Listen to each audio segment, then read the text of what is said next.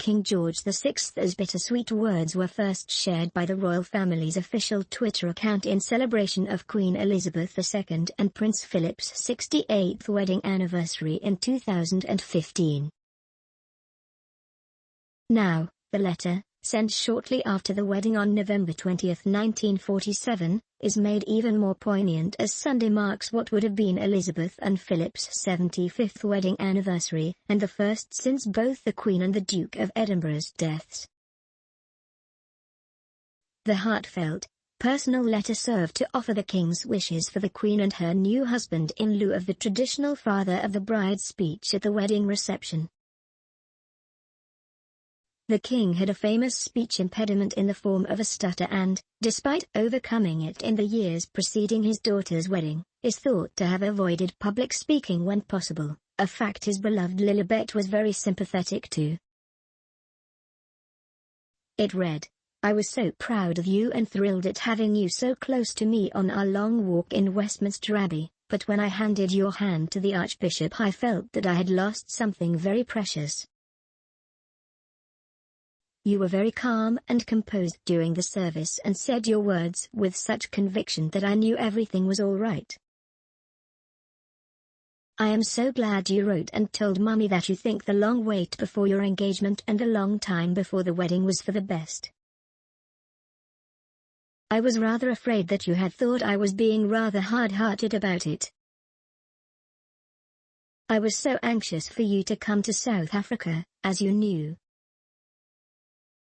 Our family, us four, the royal family must remain together, with additions of course at suitable moments."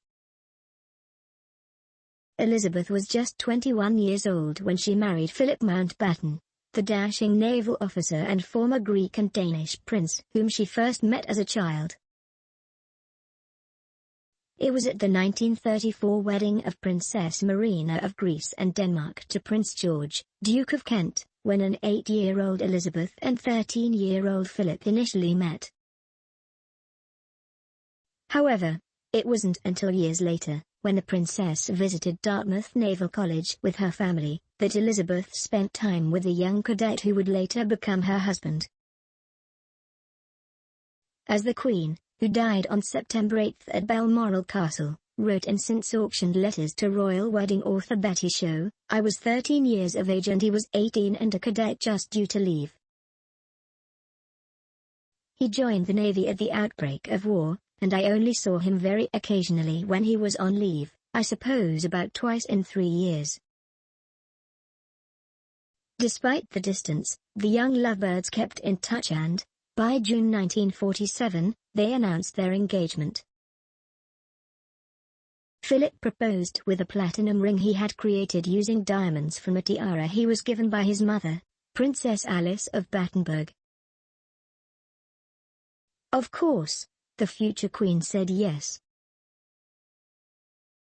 Prince Philip is the only man in the world who treats the Queen simply as another human being, her former private secretary, Lord Charteris, once said. He's the only man who can. Strange as it may seem, I believe she values that. 5 months later, Elizabeth and Philip wed at Westminster Abbey, the same place where her father was crowned just 11 years earlier and where the princess herself would be coronated 5 years later. 2,000 people filled the seats at the Abbey with 5 kings, 5 queens and 8 princes and princesses among the high-profile guests. Just ahead of the pair's nuptials, Philip renounced his right to the Greek and Danish thrones and received new titles, becoming the Duke of Edinburgh, Earl of Merioneth and Barrow,